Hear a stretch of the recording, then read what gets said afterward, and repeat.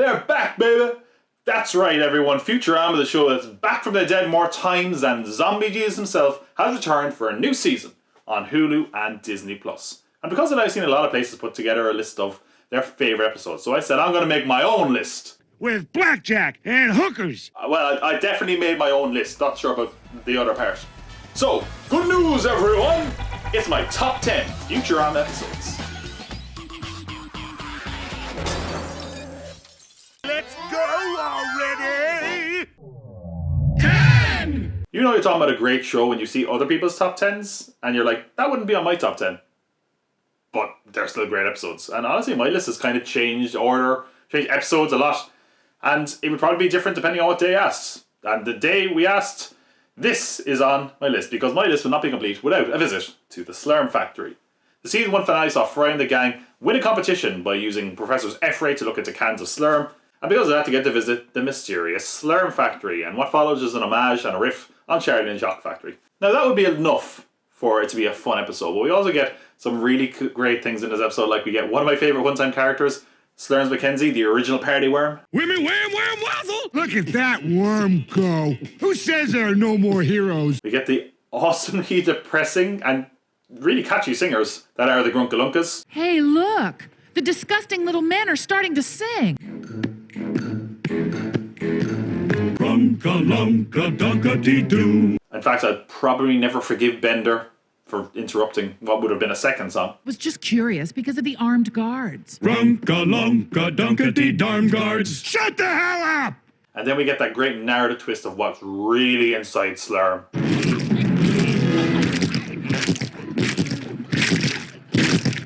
Add all that together along with some of my favourite jokes. Try it on me. Ow! My sperm! Wow, neat. Mind if I try that again? Huh. Didn't hurt that time. I'll let go and swim around in the slurm and drink as much as I want. Help! I can't swim!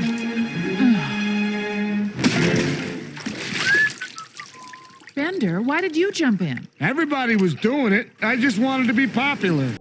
With all the talk lately about multiverses and parallel universes, I think a lot of properties are going to struggle to compete with the Farnsworth Parabox. An episode that saw the professor create another universe inside a box, and when Leela's told to protect it and told not to enter it, naturally, she does. And what follows is a lot of great universe-hopping shenanigans that would make Rick and Morty fans jealous. It's a really fun standalone episode. I mean, seeing our characters go into different universes alone will be really entertaining, but seeing the different designs and the differences between them and letting them hang out with their alter universe selves is just really funny and entertaining. Get a job! I also really like sort of stupid simplicity of the ending, and also the kind of meta joke of Fry eventually sitting on the box. It's just a really fun episode. Not the most complex episode emotionally or even narratively, but it's a lot of fun, and I definitely, for that reason alone, would put it as my number 9. The show always has a great episode when they deal with Fry's connection to the past and how he came to the 20th century. And that's no different from my number 8 pick, Future Stock. When Fry goes to a meeting for the cryogenically frozen, he meets a fellow 80s guy who's a bit of a shark. Yeah, the 80s guy is just a really fun character, or that guy. He's never given a name throughout the episode. And I also just like that this episode kind of changes the dynamic of the show. Like, we don't often see Fry in a position of power, but also it dealing with the business side of Planet Express is something we don't see. The blue pie slice represents the money we earn from shipping packages, while the green slice represents an $8 bank error in our favor. It's really not a very sci-fi heavy episode, but is entertaining nonetheless. And it has some just amazing moments that have stuck with me. I mean, I think it's forever improved the safety dance for me. Remember that song, Safety Dance? Sure do. We can dance. Dun dun dun dun dun dun dun dun dun dun dun dun. You know, that dance wasn't as safe as they said it was. I think anytime I hear a bone creak, I worry I have a case of bone-itis. My only regret is that I have bone-itis. Oh, and in case you're thinking Scruffy is the janitor, he's not just a janitor, he's also a big believer in Planet Express and a major shareholder. Ruffy votes his 40,000 shares for the mysterious stranger. 40,000? How come you have 4 times as much stock as the rest of us? Scruffy believes in this company. What can I say? Future Stock is one of those episodes that just has always stuck with me. It's not very sci-fi. Maybe it doesn't make the most of the concept of the show, but it feels different, and more importantly, it's funny and entertaining throughout. Well, if you wanted a more sci-fi pick, this next one will certainly do it for you. It's probably a more controversial pick because it's from the Comedy Central run of episodes, which isn't as popular, but I think has some great episodes, and certainly this one is one of them.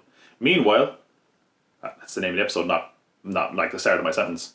So the Planet Accessory mess around with time travel, and yes, anytime they mess with time travel, you get a pretty great episode. This saw Fry stuck in a time loop, and while he eventually gets out of it, it leaves the rest of the world frozen, and him and Leela being the only ones who can operate in time.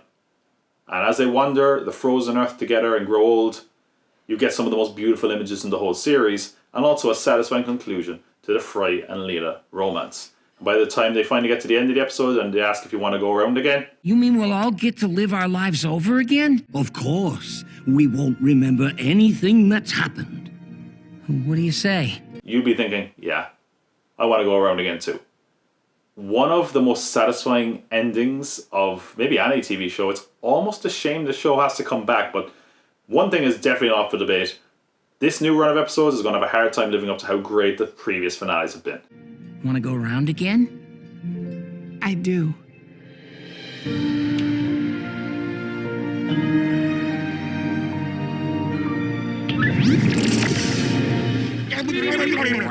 In many ways, I am a simple man, and one of the ways I'm a simple man is that if I see an episode with Zach Brannigan in it, I'm probably going to love it. And When Aliens Attack has two of my favourite Zach Brannigan quotes. The key to victory is discipline, and that means a well-made bed. You will practice until you can make your bed in your sleep. You mean while I'm sleeping in it?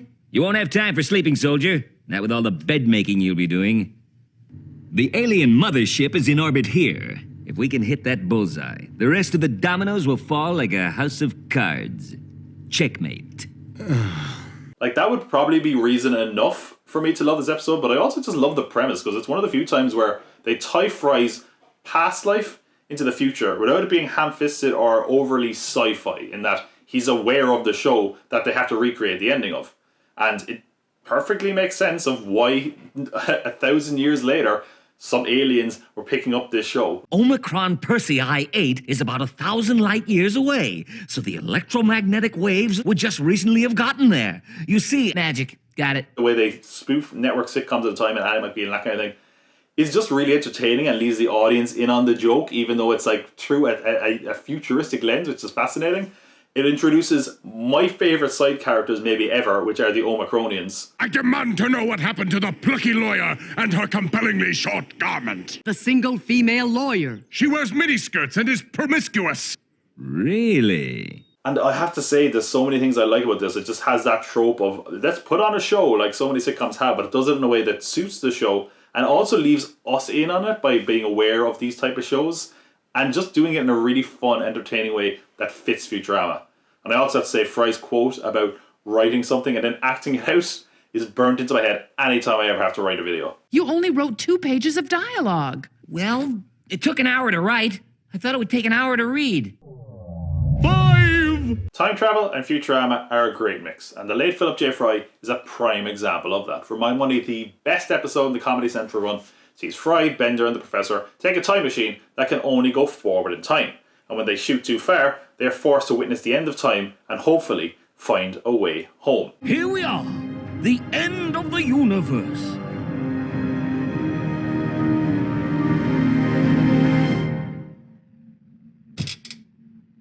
Well, now what? You guys want to talk? No thanks. This is one that I love just because it shows the potential of a show like this, in that it's crazy and sci-fi, but also as crazy and complex as it can be, it does it really simple, it executes it really well, and we get an episode that is full of everything you want in a good Futurama episode, which is heart. Dear Fry, our time together was short, but it was the best time of my life. Humor and some cool sci-fi ideas. I just want to make one stop. Betrachten Sie meinen Schnabel! What can I say? I think this is just a great standalone episode that you absolutely should watch if you've never seen the show, because It's really fun, the way it plays with time and history and all that stuff. Just slow it down. I'll shoot Hitler out the window. Darn, I hit Eleanor Roosevelt by mistake. I just think it's a fantastic episode. 4. Like I said, previous Futurama finales have been excellent, and I include the finale of the original run, The Devil's Hands Are Idle Playthings, as my favourite amongst them. Bring it back to something fans loved, which was Parasite's Lost, where Fry learned to play the holophoner and could win Neela's hand. This time he tries to learn it with his own hands, without the help of parasites, and he's not good enough. And because of his lack of skill, he goes to make a deal with the devil. So you may have to metaphorically make a deal with the devil. And by devil, I mean robot devil. And by metaphorically, I mean get your coat. Fry ends up winning the devil's hands and becomes massively successful at the holophoner and looks like he can win Leela's heart with an opera. And because of that, we get a massive series of one-upsmanships and Faustian deals from the devil that is really captivating, interesting, and funny. They managed to include a lot of the characters from the Futurama in this, which is great. It is a shame they don't have much for the side characters to do, but where it really excels is the dynamic and love between Fry and Leela. Also having the robot devil there is a plus. He's awesome. Your lyrics lack subtlety. You can't just have your characters announce how they feel. That makes me feel angry. But what's interesting is that it genuinely, because of all the one-upsmanships and twists along the way, feels operatic and epic, which is what you want, and it's really helped by that amazing song, I Want My Hands Back. A deal's a deal, even with a dirty dealer. Very well, then I'll take what I want from Leela. We also kind of avoid the cheesy ending of Fry just being good at the holophoner anyway, and we get this iconic Zoidberg line as a result. But I can't play anymore. Yes, you can. The beauty was in your heart, not your hands. Your music's bad and you should feel bad. But of course, then we get the actual ending, the actual bow on the relationship between Fry and Leela when he plays the holophoner for her with his own hands. Please don't stop playing, Fry. I want to hear how it ends.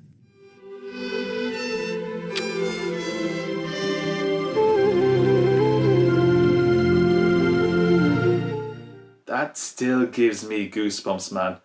I loved it, and it was such a great ending because it didn't say they're going to get together like a lesser finale would have. It just gave you the possibility and promise that someday they may get together.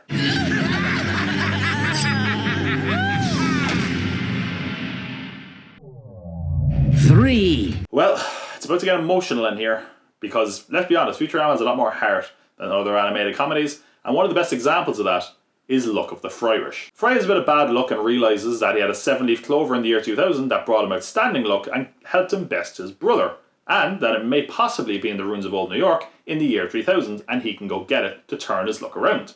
What really works about this episode is we get the kind of dual storyline of them in the present day going to get the clover, but we also see how Fry's luck changed in the year 2000 with the clover, how his brother did with the clover, and we're also learning about what happened further in the future. What happened because Fry's brother ended up with the clover instead of Fry, because he was frozen. And we're learning this, and it's really expertly done. There's great juxtaposition. We really get a sense of tension between Fry and his brother. Why do you always have to steal everything from me, Yancey? Find your own life and live it. Fry and the audience believe that basically he took the life that would have been Fry's and even seemingly took the name Philip Fry once his brother was gone. It's my brother, Yancey. And there, in his lapel, my 7-leaf clover. Why does the inscription say Philip J. Fry? He ditched his goofy name and stole mine. He stole my clover. He stole my name. And he stole my life. Ugh. And now he broke my hand. His legend lives on. Until we get that devastating gut punch that the person who's actually had an amazing life with the clover wasn't Fry's brother Yancey, but it was a nephew named in honor of Fry because his brother missed him so damn much. Yeah, it's pretty devastating. I'm naming you Philip J. Fry in honor of my little brother, who I miss every day. I love you, Philip. Here lies Philip J. Fry, named for his uncle, to carry on his spirit. As much as the story and the humor are great, this episode probably could have hung its hat on that ending alone because, man, it is a great one. 2? Yeah, you probably knew this one was coming. An episode so famous they acknowledge it in their own intro, Jurassic Park, where Fry and the gang go to a museum and realise that one of the exhibits is not just Fry's old place of work, but also contains a fossil of his old pet dog Seymour. But the fact that he was fast fossilised means they might actually be able to clone him and bring him back, including his memories of the past. And I know we're going to get to the emotions of it pretty quickly, but I like this episode in general. I think it's an interesting premise. I liked some of the one-off jokes. What do you want? Fry's dog. When do you want it? Fry's dog. He's so cute. He can do 2 things at one time. Eat and swim. Ooh, 3 things. Bender's jealousy is a lot of fun. I mean, God, I feel bad for Robo Puppy. Robo Puppy mistreatment alert. It also should be mentioned that at one point they were apparently going to do it be a facet of Fry's mother. Man, that might have been a bit of a different episode and a lot sadder. But what we get by itself is sad because it's actually kind of a double whammy. I mean, I think what they do really well in this episode is that we really buy into the relationship between Fry and his dog. It's something that really we can relate to. And what gets trickier is that once we buy into that relationship, we're actually almost on the same side as Fry, which is like, yeah, bring the dog back. Oh, bring the dog back. Because who wouldn't want to bring back a long-lost pet? But then we get the kind of realization that Fry has, which is that the dog lived a whole life without him. Seymour died at the ripe old age of 15. I had Seymour till he was 3. That's when I knew him, and that's when I loved him. I'll never forget him. But he forgot me a long, long time ago. And that would be touching enough. Oh, man. But then we see what the dog actually did after Fry left. And it's so devastating. Because the dog listened to his master's orders and just stayed in front of the pizzeria waiting for Fry to come back, and he never did. And we get this over if it takes forever. Oh God, I'm gonna cry. And we see the dog get older and finally just accept it and lie down with his owner never coming back. And man, why is it so sad that it's a dog?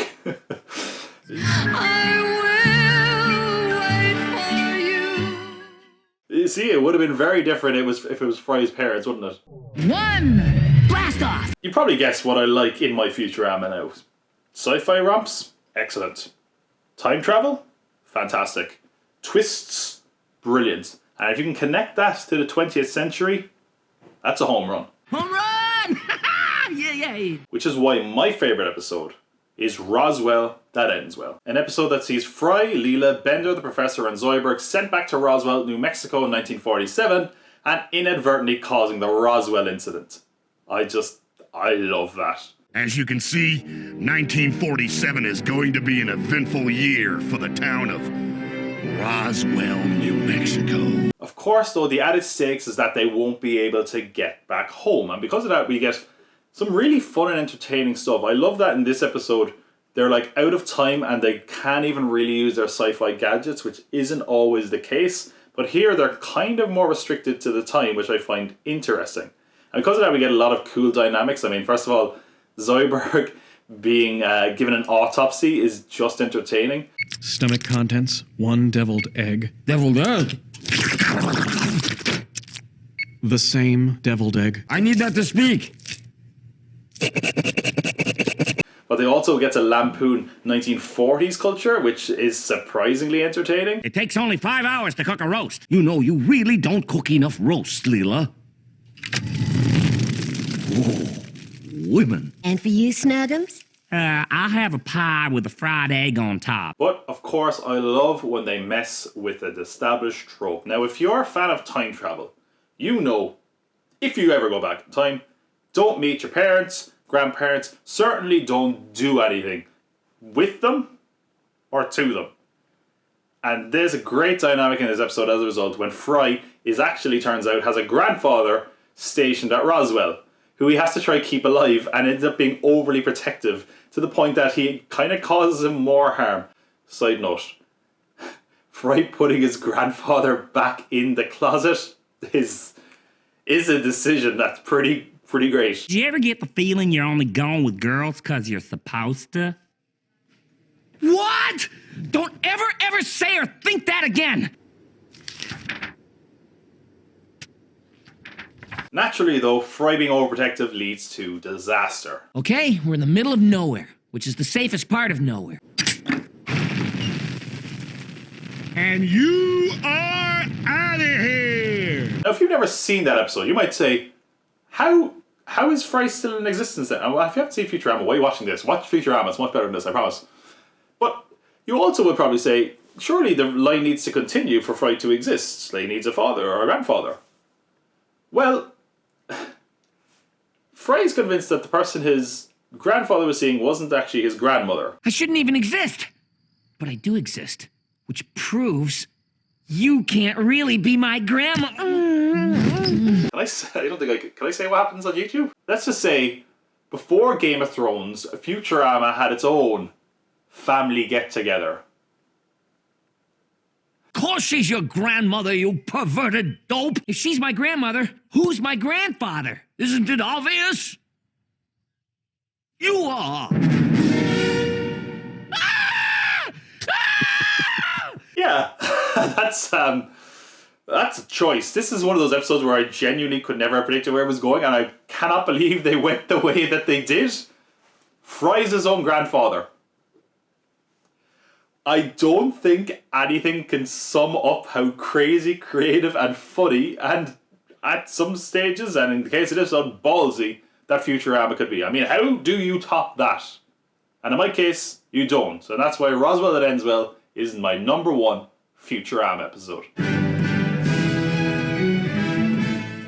And that is my top 10 Futurama episodes. What about your top 10? Do you disagree or agree with some of my picks? Let me know your favourite episodes in the comments below. And remember, like and subscribe for more videos from Pop Called Pod. And all power and glory to the Hypnotoad.